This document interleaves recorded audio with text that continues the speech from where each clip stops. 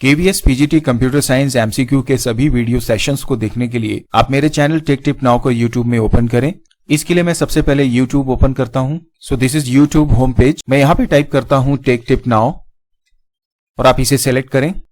This is my channel, आप इसे click करें। This is my take tip now YouTube channel home page. यहां से आप जाएं प्लेलिस्ट में और यहां पर आपको मिल जाएगी KVS PGT computer science preparation की MCQ की प्लेलिस्ट। आप इसे व्यू करें and you can find all the MCQ videos here, जो कि chapter wise and topic wise सभी MCQ के डेडिकेटेड वीडियोस हैं। यहां से आप इन वीडियोस को एक एक करके देख सकते हैं।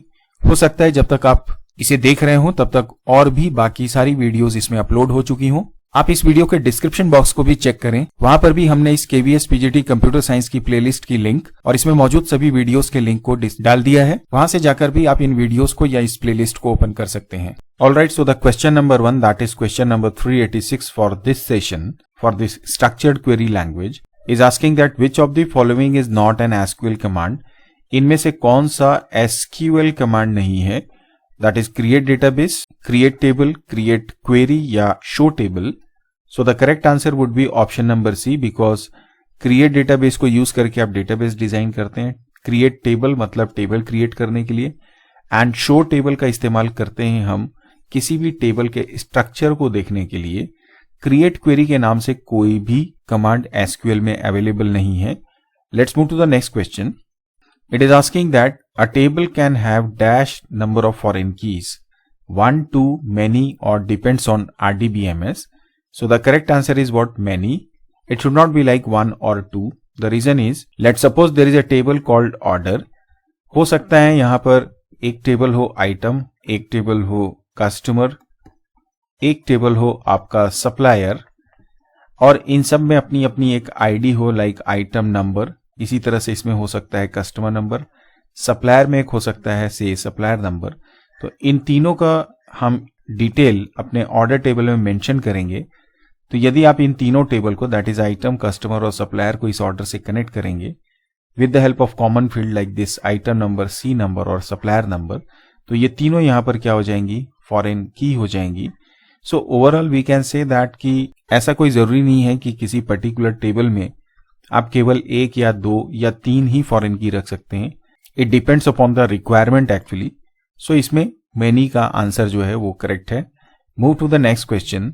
यदि आप भी KVS PGT कंप्यूटर साइंस की प्रिपरेशन कर रहे हैं और आप चाहते हैं कि आपको KVS PGT कंप्यूटर साइंस का सारा स्टडी मटेरियल जैसे कि सिलेबस, MCQ, मॉक टेस्ट या नोट्स एक ही जगह पे अवेलेबल हो जाए, तो आप बिल्कुल सही जगह पे हैं। आप हमारी वेबसाइट www.techtipnow.in पे जाके विजिट कर सकते हैं। मैं फिर से इसे एक न्यू टैब में आपको ओपन करके दिखा देता हूं। इसके लिए मैं टाइप करता हूं techtipnow.in। जैसे ही आप टाइप करेंगे आपको इसका होम पेज दिखाई देगा। इसमें आप थोड़ा सा स्क्रॉल करेंगे तो आप देखेंगे शुरुआत में ही आपको यहां पर सिलेबस, MCQ, मॉक टेस्ट और नोट्स की लिंक मिल जाएगी। फॉर एग्जाम्पल यदि आप MCQ पे क्लिक करें तो आप MCQ वाले पेज पे रीडायरेक्ट हो जाएंगे, जहां पर टॉपिक वाइज, चैप्टर वाइज सारे ही MCQs को हमने यहां एक साथ कलेक्ट किया है। इसी तरह से यदि आपको मॉक टेस्ट देना है तो आप मॉक टेस्ट के लिंक पे क्लिक करें, आप मॉक टेस्ट के पेज पे रीडायरेक्ट हो जाएंगे। यहां पर फिलहाल 3 सेट्स मैंने प्रिपेयर किए हैं, और साथ ही जब आप techtipnow.in के होम पेज पे आएंगे तो आप देख सकते हैं यहां पर हमने जो KVS PGT कंप्यूटर साइंस की 1000 MCQ की ई बुक प्रिपेयर की है आपके प्रिपरेशन के लिए, उसे भी आप यहां से प्राप्त कर सकते हैं at the cost of 129 rupees. आप इसको डाउनलोड करने के लिए या परचेस करने के लिए इस डाउनलोड ई बुक पे क्लिक करेंगे, और बाकी किसी भी प्रकार की जानकारी के लिए आप मेरे इस वीडियो के डिस्क्रिप्शन बॉक्स को चेक कर सकते हैं। वहां पर आपको सारी लिंक्स अवेलेबल हो जाएंगी। In which of the following case DML is not executed? DML is basically, we all know, is data manipulation language, and जहां पर ये manipulation वर्ड आ गया, इसका मतलब हम डेटा के ऊपर ऑपरेशन की बात कर रहे हैं। और डेटा के ऊपर ऑपरेशन करने का मतलब है आप नया रिकॉर्ड भी ऐड कर सकते हैं, एग्जिस्टिंग रिकॉर्ड को मॉडिफाई कर सकते हैं, एग्जिस्टिंग रिकॉर्ड को डिलीट भी कर सकते हैं। बट यहां पर जो ऑप्शन आप देख रहे हैं, when existing attribute is modified, तो एट्रीब्यूट का मतलब हम बात कर रहे हैं कॉलम की, और कॉलम का मतलब हो गया कहीं ना कहीं हम टेबल के डिजाइन को मॉडिफाई करने की बात कर रहे हैं, जो कि हम DML की हेल्प से नहीं कर सकते।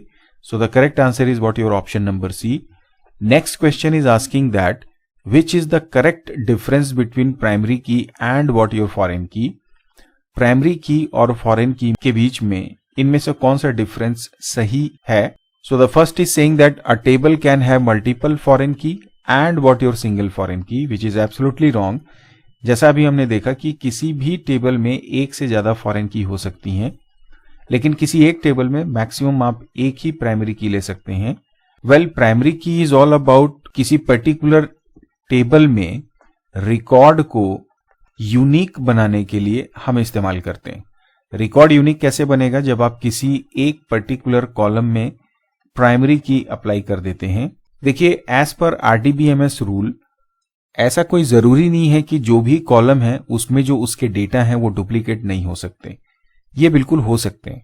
जैसे अगर आप कोई एक आइटम टेबल मेंटेन करते हैं तो यदि आप उसमें आइटम नेम लेते हैं, उसका रेट लेते हैं, क्वांटिटी लेते हैं, तो ये तीनों ही रिपीटेटिव डेटा स्टोर करने वाले फील्ड्स हैं. तो ऐसी सिचुएशन में यदि आपको एक पर्टिकुलर रिकॉर्ड को यूनिक बनाना है, जो कि आरडीबीएमएस का रूल है या डीबीएमएस का रूल है, तो उसके लिए हम एक अलग से फील्ड लगाते हैं, आइटम नंबर या आइटम कोड, और उसमें हम अप्लाई करते हैं प्राइमरी की, और ये सिर्फ एक ही हो सकती है. अगला डिफरेंस है a primary key can not ignore null value but foreign key can. तो ये बिल्कुल अपोजिट लिखा हुआ है. देखिए, प्राइमरी की जो होता है वो नल वैल्यू को एक्सेप्ट नहीं करता, मतलब वो नल वैल्यू को इग्नोर करता है, जबकि फॉरेन की में नल वैल्यू स्टोर की जा सकती हैं. तो ये जो डिफरेंस है ये भी करेक्ट नहीं है. Third is saying that a primary key can have duplicate data, जो कि अगेन पूरी तरह से गलत है, क्योंकि प्राइमरी की का पर्पस ही होता है यूनिकनेस का. तो यहां पर जो इस क्वेश्चन का करेक्ट आंसर है that is your none of the above, मतलब कोई भी डिफरेंस इसमें सही नहीं है. Move to the next question. It is saying that the SQL में जो फ्रॉम क्लॉज होता है, जैसे आप लिखते हैं select, then you write what star, then you write what this from, इसके बाद में आप हमेशा क्या लगाते हैं या क्या देते हैं? आप टेबल का नाम देते हैं. इसका मतलब ये फ्रॉम क्लास का जो पर्पस है that is to mention the name. So it defines the source table name while retrieving records. So this is the correct one, because जब आप डेटा रिट्रीव करते हैं, मतलब जब आप सेलेक्ट स्टेटमेंट का प्रयोग करते हैं, तभी आप इसका इस्तेमाल करते हैं. लेकिन यहां पर अगर स्टेटमेंट होता कि ना केवल रिट्रीव करने के लिए, डेटा को अपडेट करने के लिए या डेटा को डिलीट करने के लिए, इन तीनों ही सिचुएशन में फ्रॉम क्लास का इस्तेमाल होता है. इस बात को आप ध्यान रखेंगे. और उस दौरान हम टेबल, जो सोर्स टेबल है जिसके डेटा को आप मैनिपुलेट कर रहे हैं, उसको मेंशन करने के लिए एक्चुअली हम फॉर्म क्लॉज को यूज करते हैं. तो यहां पर डिफाइन कॉलम नेम बोल दिया है, इसलिए यहां पर यह बात लागू नहीं होती, या फ्रॉम के केस में यह सही नहीं है. डिफाइन क्राइटेरिया, कंडीशन अप्लाई करने के लिए वेयर क्लॉज लेते हैं. Define values while inserting records, तो यहां पर भी अगेन ये स्टेटमेंट का कोई सेंस वैसे खास नहीं बन रहा है. सो फ्रॉम क्लास के लिए जो करेक्ट आंसर है that is option A. Next question is asking that which of the following is not an SQL aggregate function. So average, max, count. So here all these are aggregate function. This is the correct one, option D. Aggregate function we all know is also known as what your multiple row function. And multiple row function का मतलब ये कि जो multiple rows को या values को aggregate करके, मतलब उनको manipulate करके आपको एक सिंगल रिजल्ट प्रोवाइड करता है, मतलब सिंगल आंसर प्रोवाइड करता है. That's why it is called aggregate function. So we all know that average multiple values का एवरेज निकलेगा, मैक्स मल्टीपल वैल्यूज में से किसी एक वैल्यू को हाईएस्ट बताएगा, काउंट मल्टीपल वैल्यूज को काउंट करेगा. इसी तरीके से min you all know, and similarly you also know about sum function. तो ये सारे हमारे एग्रीगेट फंक्शंस हो गए. The next question is asking that SQL stands for, so that is basically structured query language. So this is the correct one. Next question पे चलते हैं. Which of the following is not true about DDL? DDL we all know is data definition language. और जब आप data definition language की बात करते हैं, मतलब टेबल के स्ट्रक्चर को डिजाइन करने की बात यहाँ पे की जाती है. और टेबल के स्ट्रक्चर को हम स्कीमा के नाम से भी जानते हैं, टेबल स्कीमा भी आप बोल सकते हैं. तो यहां पर जो ऑप्शंस हैं that is the retrieval of information stored in database. तो इंफॉर्मेशन को रिट्रीव करना मतलब सेलेक्ट स्टेटमेंट, जो कि DML का पार्ट होता है, तो ये तो यहाँ पर सही होगा नहीं। सेकेंड ऑप्शन है the creation of schema object in database, जो कि बिल्कुल सही स्टेटमेंट है। जैसे मैंने आपको बताया कि टेबल को क्रिएट करना या डेटाबेस को क्रिएट करना, ये एक्चुअली में हमारे DDL का पर्पस होता है। Now the next option is the deletion of schema object, तो बिल्कुल डिलीट भी आप कर सकते हैं। तो इसका मतलब इसका जो करेक्ट आंसर है that is your option number A. Move to the next question. It is saying that delete from book where price is less than equal to 2000 is a type of statement. So DDL मतलब definition अभी हमने देखा, इसमें basically हम create की, alter की, इसको थोड़ा मैं ठीक से लिख देता हूं, ऑल्टर की या ड्रॉप की बात करते हैं। इसके अलावा जब आप सेलेक्ट की बात करें, इसके अलावा जब आप अपडेट की बात करें या डिलीट की बात करें या इंसर्ट की बात करें, ये सभी हम जानते हैं DML के पार्ट हैं। इसलिए इसका जो करेक्ट आंसर होगा that is your data manipulation language. Move to the next question now. It is asking that a table can not have more than 1 unique keys. So ये बिल्कुल गलत बात है। आप एक से ज्यादा यूनिक कीज अप्लाई कर सकते हैं किसी भी एक टेबल में। So this is actually what your false. Unique key is again similar to primary key. मतलब अगर आप कोई फील्ड है, जैसे मान लीजिए आइटम नंबर है, आइटम नेम है, देन अगर आपने डेट ऑफ परचेज लिया तो आपने आइटम नंबर में क्या लगा दिया, प्राइमरी की लगा दिया। अब आपका बॉस बोलता है कि जो डेट ऑफ परचेज है वो भी यूनिक होनी चाहिए, तो प्राइमरी की के साथ रेस्ट्रिक्शन है कि वो एक ही आप अप्लाई कर सकते हो। अब ऐसी सिचुएशन में यदि आप डेट ऑफ परचेज को भी यूनिक करना चाहते हैं तो यहां पर हम यूनिक की का इस्तेमाल कर सकते हैं। और इसी तरह से अगर यहाँ पे कोई और फील्ड होती है, से फॉर एग्जांपल हम मोबाइल नंबर को भी आइटम नंबर में ऐड कर देते हैं, जस्ट एक रैंडम मुझे फील्ड दिमाग में आ रही इसलिए मैंने इसे लिया, इसे भी यूनिक करना है तो हम इसको भी क्या करेंगे, यूनिक की अप्लाई करेंगे। तो किसी भी टेबल में एक से ज्यादा यूनिक की हो सकती हैं। और यूनिक की और प्राइमरी की का जो बेसिक डिफरेंस है वो होता है नल वैल्यू को स्टोर करना। प्राइमरी की जो है वो नल वैल्यू को इग्नोर करता है, यूनिक की जो होती है वो नल वैल्यू को एक्सेप्ट करती है, वो उसको इग्नोर नहीं करती। मतलब किसी भी फील्ड में जिसमें यूनिक की आपने अप्लाई किया है वो डुप्लीकेट वैल्यू तो नहीं लेगा लेकिन नल वैल्यू को वो स्टोर कर सकता है। Let's move to the next question. It is saying that for given table employee with following columns, number, employee name, salary, department, designation, select correct statement to display all records। तो यहां पर हम इस्तेमाल करेंगे star का। Of employee in descending order of what employee name, मतलब employee name जो होगा वो डिसेंडिंग होगा। और कॉमा लगा के ये बोल रहा है कि असेंडिंग ऑर्डर ऑफ डिपार्टमेंट, मतलब बाय डिफॉल्ट जब भी आप अरेंज करते हैं, डिस्प्ले करते हैं, मतलब ऑर्डर बाय क्लॉज की हेल्प से, तो वहां पर डिफॉल्ट जो डिस्प्ले होता है डेटा असेंडिंग में होता है। तो यहां पर आपको अलग से कुछ लिखने की जरूरत नहीं। Star employee name descending and department ascending.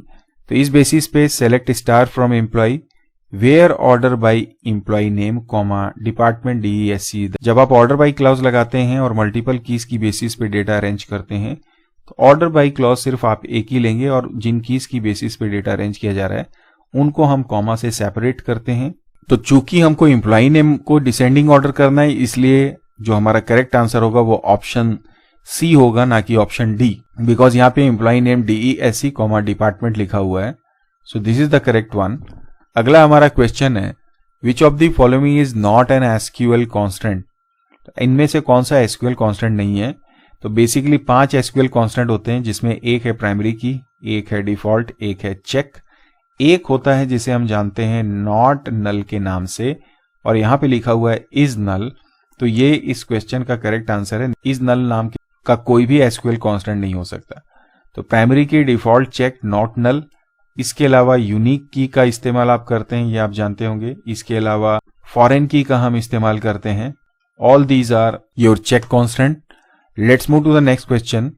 It is asking that select correct SQL statement to increase price of book by 10%।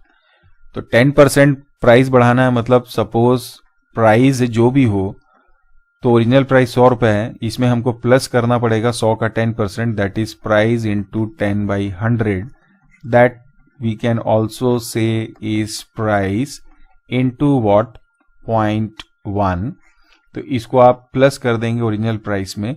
So based on this we can say update book where price equal to price plus price into 0.1. But हम जब data update करते हैं तो वहां पर हम set keyword का इस्तेमाल करते हैं, ना कि वेयर का. So both are wrong.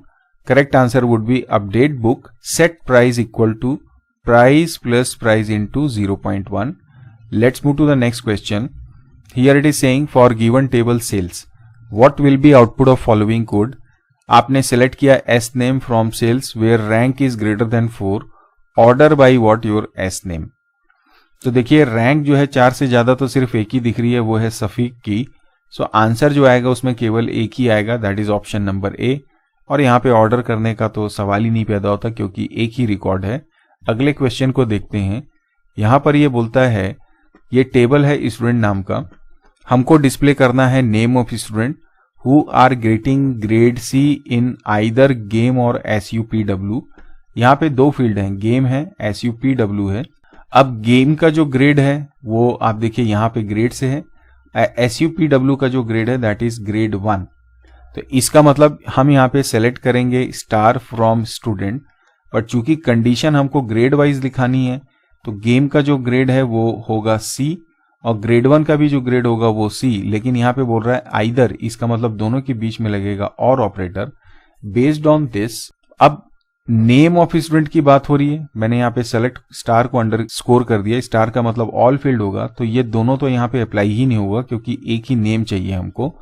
So we will select name from student where grade equal to C और you can say grade 1 equal to C. So the correct answer is option number C. Move to the next question. It is asking that कि जो पिछला question आपने देखा question 400, उसमें आपको एक SQL command लिखना है नया कॉलम ऐड करने के लिए. नया कॉलम है हमारा date of birth.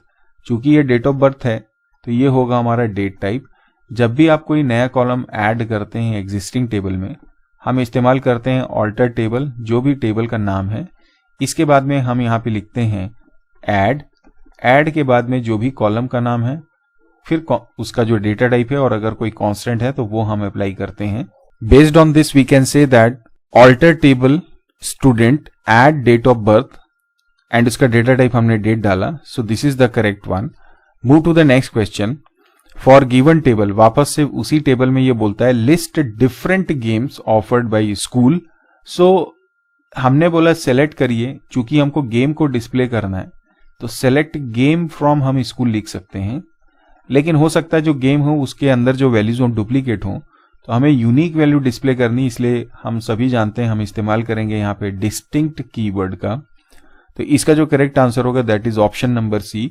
Select distinct game from student. तो ये तो यूनिवर्सल क्वेश्चन है. अगला हमारा क्वेश्चन है फॉर गिवन टेबल लाइब्रेरी. हमारे पास एक लाइब्रेरी टेबल है जिसमें ये 4 फील्ड्स हैं, book number, title, quantity and price. और हमको डिस्प्ले करना है list of books with price ranges 150 to 200 and quantity should not be null. और क्वांटिटी नल नहीं होनी चाहिए. तो देखिए जब आप क्राइटेरिया नल के साथ कंपेयर करते हैं तो जैसे यहाँ पर क्वांटिटी है it should not be null, so it should be actually is not null. Alright, यहाँ पर आप देखिए हर जगह इक्वल टू और इज नल लगाया हुआ है. तो चूंकि यहाँ पे नॉट नल है तो आप कंसीडर करिए कि यहाँ पर ये एक टाइपो मिस्टेक है, प्लीज आप इग्नोर करेंगे. यहाँ पे इज नॉट नल लगा हुआ है, ये समझते हुए हम इस क्वेश्चन को कर रहे हैं. मैं फिर से रिपीट करता हूं, यहाँ पर ये लिखा हुआ है and quantity is not null. इसी तरह से यहाँ पे लिखा हुआ है and quantity is not null. तो यहाँ पर ये इक्वल टू है, इसको हम इग्नोर कर सकते हैं. तो जैसा मैंने आपको बताया कि नल के साथ कंपैरिजन मतलब इज नॉट नल, या हम लिखते हैं इज नल अगर ये नल होता. रेंज है, इसके लिए बिटवीन एंड ऑपरेटर का इस्तेमाल करेंगे. So based on this we can say display list of books मतलब select title comma price, library table मतलब from library, where price is between 150 and 200. It should be actually and. So हम यहाँ पे बोलेंगे price between 150 and 200 and इसके बाद जो इसकी क्वांटिटी होगी it should be null. So the last option आप देख रहे हैं select title price from library where price between 150 and 200 and the quantity is not null is the correct one, because यहाँ पर एंड मेंशन किया हुआ है. आगे बढ़ते हैं अगले क्वेश्चन की ओर. यहां पर ये बोलता है कंसीडर द टेबल क्लब। इस क्लब टेबल में कोच आईडी है, कोच नेम है, स्पोर्ट है, डेट ऑफ एफ है एंड पे है। List name of all the coaches with their date of appointment in descending order. List name of all the coaches, तो name of all the coaches मतलब coach name, with their date of appointment, that is date of appointment. तो यहां पर हम select करेंगे या तो select coach name date of F ये वाला, या फिर coach name date of F ये वाला। अब ये बोलता है कि डेट ऑफ अपॉइंटमेंट जो है वो डिसेंडिंग ऑर्डर में आपको डिस्प्ले करना है।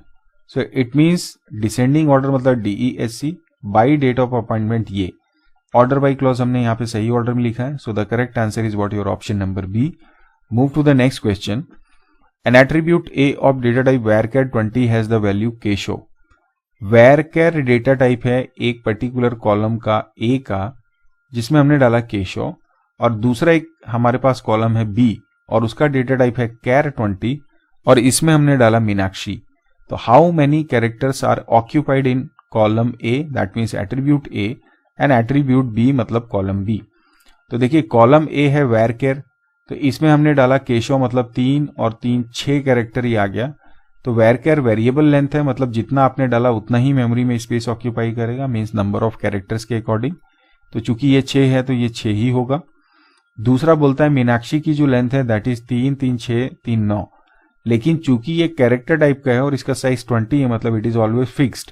तो आप इसमें मीनाक्षी डालेंगे तो बाकी रिमेनिंग जो इसके सामने की स्पेसेस हैं उसमें वो जो खाली जगह बचेगी 20 कैरेक्टर में उसमें वो स्पेसेस ऐड कर देगा। तो इसका जो टोटल लेंथ हमेशा आएगा वो 20 ही आएगा। So the correct answer would be what your option number B. Move to the next question.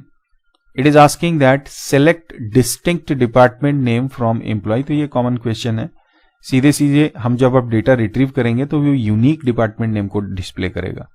तो यहां पे बोल रहा है it gives all the tuples having department name, जो गलत है। It gives the department name attribute values of all tuples without repetition. So this is the correct one. अगले ऑप्शन को भी आप पढ़ लीजिए। It give all the department name attribute of all the tuples is wrong, and it gives all the department name attribute all the tuples. ये मेरे ख्याल से ऑप्शन यहाँ पे रिपीट हो गया है। आप इसको ऑल ऑफ द एबव या नन ऑफ द एबव समझ लें। So we can say option B is the correct one here. Now the next question is asking Suchita is creating a table employee with field employee number, name and salary. She doesn't want the salary column to be remain unfilled. मतलब एक employ table create कर रही है सुचिता जिसमें 3 उसने field ली और इसमें ये सैलरी को चाहती है कि डेटा एंट्री इसमें होना ही चाहिए, आप इसको खाली नहीं छोड़ सकते। तो ऐसी सिचुएशन में आप कौन से कॉन्स्टेंट्स को अप्लाई करके ये इंश्योर करेंगी कि salary should not be left blank. तो जब हम एसक्यूएल कांस्टेंट की बात करते हैं तो प्राइमरी की हमारे पास है, नॉट नल है, डिफॉल्ट है और चेक है। इस चारों ऑप्शन को आप देखिए। इसके अलावा हमारे पास क्या होता है, फॉरेन की भी हो सकती है। तो की का तो यहाँ दोनों का कोई काम ही नहीं होगा। डिफॉल्ट और चेक, चेक जो होता है वो डेटा वैलिडिटी के लिए या पर्टिकुलर फॉर्मेट में डेटा स्टोर करने के लिए हम यूज करते हैं। हालांकि माई एसक्यूएल में इसका कोई रोल नहीं है। डिफॉल्ट की यदि हम बात करें तो बाई डिफॉल्ट वैल्यू के लिए बचा हमारा नॉट नल, तो जैसा इसका नाम है यही हम इस्तेमाल करेंगे इस क्वेश्चन में, ये इंश्योर करने के लिए कि सैलरी में डेटा हमेशा आपको डालना ही है। So the option C is correct one. Next question is asking that Chaman want to change the default value of discount in the customer table from 10 to 15। Change करना है मतलब यहाँ पे लगेगा ऑल्टर टेबल। कौन से टेबल से है, तो ऑब्वियसली हमारे टेबल का नाम है कस्टमर, और चेंज क्या करना है हमको, डिस्काउंट। तो चूंकि चेंज करना है इसलिए यहाँ पर हम इस्तेमाल करेंगे मॉडिफाई। फील्ड का नाम है हमारा डिस्काउंट और इसका जो भी डेटा टाइप है, जैसे हमने लिया इंट, इसके बाद जो डिफॉल्ट हम लगाएंगे और साथ ही उसके ब्रैकेट में हम मेंशन कर देंगे नया वाला वैल्यू। तो ये हमारा कोड एग्जीक्यूट होगा और आंसर आ जाएगा। तो based on this we can say option B is correct. पहला जो ऑप्शन यहाँ पे देख रहे हैं इसमें ऐड लगा हुआ है, अगर ये नया कॉलम ऐड करने के लिए बोलता उस समय हमारा ये आंसर सही हो जाता। अगला क्वेश्चन है, that is question number 409. Write a query to display the name of customers whose name contains A as what third alphabet. तो थर्ड अल्फाबेट है मतलब शुरू के 2 सिंगल कैरेक्टर के लिए हम जानते हैं एसक्यूएल में अंडर स्कोर को एज ए वाइल्ड कार्ड इस्तेमाल करते हैं हम लाइक ऑपरेटर के साथ में। लाइक ऑपरेटर स्ट्रिंग पैटर्न्स को मैच करने के लिए हम इस्तेमाल करते हैं। तो लाइक 2 डैश का मतलब 2 कैरेक्टर, तीसरा कैरेक्टर ए और इसके बाद कुछ भी हो सकता है, मतलब परसेंट का मतलब एनी लेंथ ऑफ कैरेक्टर। सो ये हमारा मेन क्राइटेरिया होगा और इसकी बेसिस पे अगर आप देखें तो ये जो ऑप्शन सी में लिखा हुआ है select C name from customer where customer name like __ a% is the correct one. आगे बढ़ते हैं। It is asking that Raju is trying to delete all records from table employee and इसके लिए उसने लिखा है डिलीट ऑल फ्रॉम एम्प्लॉय, मतलब राजू हमारे टेबल एम्प्लॉय से सारे रिकॉर्ड को डिलीट करना चाह रहा है। उसके लिए उसने लिखा डिलीट ऑल फ्रॉम एम्प्लॉय, लेकिन जब वो इस कोड को एग्जीक्यूट करेगा तो गलती आ रही है, तो आपको इसको करेक्ट करना है। तो जब आप सारे रिकॉर्ड को डिलीट करते हैं तो आप सीधे लिखते हैं डिलीट, कोई ऑल नहीं रहेगा, फ्रॉम एम्प्लॉय लिख दीजिए, रिकॉर्ड्स डिलीट हो जाएंगे। सो the correct answer is delete from employ. इसका अल्टरनेट हमारे पास रहता है ट्रनकैट। आप ट्रनकैट और टेबल का नाम लिख दीजिए एम्प्लॉय, तो भी डाटा सारे डिलीट हो जाएंगे। The basic difference between delete and truncate is what is कि डिलीट सिर्फ रिकॉर्ड को डिलीट करता है, जब आप ट्रनकैट को अप्लाई करते हैं तो ये पूरे एम्प्लॉय के स्ट्रक्चर को डिलीट करके फिर से उसको रीडिफाइन करता है विदाउट एनी डेटा। तो ये तो बात हुई हमारे क्वेश्चन नंबर 410 की। अगला हमारा क्वेश्चन है कि ड्रॉप टेबल कस्टमर किस प्रकार का स्टेटमेंट है। तो देखिए ड्रॉप टेबल मतलब कि टेबल के स्ट्रक्चर को आप ड्रॉप कर रहे हैं, इसलिए यहां पर हम बात करेंगे किसकी, डीडीएल की। पहले भी हमने चर्चा की कि डीडीएल का मतलब जिसमें कि आप लिखते हैं ऑल्टर को, प्रयोग करते हैं ड्रॉप को, या क्रिएट की हम बात करते हैं। क्रिएट मतलब create table, create databases. DML का मतलब बाकी जितने भी हैं जैसे select, insert, update and delete, ये जो होते हैं हमारे डीएमएल होते हैं। सो the correct answer is option A. अगला हमारा क्वेश्चन है which of the following is not a DDL command. Data definition नहीं, तो अभी हमने बात की कि ऑल्टर जो है डेटा डेफिनेशन है, क्रिएट टेबल भी है, ड्रॉप भी है, सेलेक्ट जो होता है वो डीएमएल होता है। So the correct answer is option B. अगला क्वेश्चन है SQL command use to display the list of tables stored in database. List of table मतलब कि हम करेंगे यहां पर शो टेबल्स का इस्तेमाल। सेलेक्ट टेबल को कहीं नहीं मिलेगा, कोई कमांड ही नहीं है, ना ही व्यू टेबल है, ना ही लिस्ट टेबल है। आगे बढ़ते हैं। यहां पर क्वेश्चन नंबर 414 में it is asking that which of the following type of table constraint will prevent the entry of duplicate rows। prevent the entry मतलब जब आप डेटा इंसर्ट करते हैं तब, ना कि डेटा जब आप एक्सेस करते हैं। तो यूनिक की से आप डुप्लीकेसी रोक सकते हो, प्राइमरी की से भी आप डुप्लीकेसी रोक सकते हो, लेकिन यूनिक की में एक से ज्यादा नल वैल्यूज आ गई, इसका मतलब वो कहीं ना कहीं प्राइमरी की या यूनिकनेस के लिए एप्लीकेबल नहीं है। एक पर्टिकुलर कॉलम के केस में ये बात बिल्कुल सही है। यहां पर अगर ये क्वेश्चन में रो की जगह कॉलम्स होता या कॉलम की वैल्यूज होता, उस केस में ये दोनों का करेक्ट होता आंसर। चूंकि रो की बात हो गई, एक इंडिविजुअल रो को यूनिकनेस करने के लिए या यूनिक बनाने के लिए प्राइमरी की का ही इस्तेमाल होता है। So correct answer is option C. अगला हमारा क्वेश्चन है the default date format followed in SQL is. तो देखिए एसक्यूएल या माई एसक्यूएल की अगर आप बात करें तो वहां पर पहले ईयर होते हैं 4 डिजिट में, फिर उसके बाद मंथ होता है, फिर डेट होता है। तो ऑप्शन डी जो है वो यहां पर करेक्ट होगा। अगला क्वेश्चन है which of the following is not a valid data type two store alpha numeric data in my SQL. Alpha numeric data मतलब वो टेक्स्ट हो सकता है, वो वैरकैर हो सकता है, वो कैर हो सकता है। मेमो नाम का कोई भी डेटा टाइप एग्जिस्ट नहीं करता माई एसक्यूएल में। अगर ये एक्सेस होता, एमएस एक्सेस की मैं बात कर रहा हूं, तो वहां पर मेमो एग्जिस्ट करता है। Question number 417 is saying that which two constants when applied together will produce a primary key constant. तो देखिए यूनिक की है तो प्राइमरी की देता ही है, लेकिन उसमें आप नल वैल्यू नहीं ले सकते। तो प्राइमरी की खासियत क्या है कि यूनिक भी रहे प्लस उसमें आप नल को एक्सेप्ट ना कर सको, मतलब नॉट नल होना चाहिए। तो इसके आधार पे क्या बोल सकते हैं, ऑप्शन सी जो है that is not null plus unique key, ये इसका करेक्ट आंसर है। हालांकि एक तरीके से आप देखें तो primary key can not be replaced by combining other constant, भी सही बात यहां पे हो रही है। लेकिन अगर आप किसी फील्ड में यूनिक की लगाएं और नॉट नल डाल दें, मतलब तो उस कॉलम में आप ना ही नल डाल सकते हो ना डुप्लीकेट डाल सकते हो। तो प्राइमरी की का कार्य ये कर सकते हैं दोनों, इसलिए ऑप्शन सी यहां पे हम लेंगे।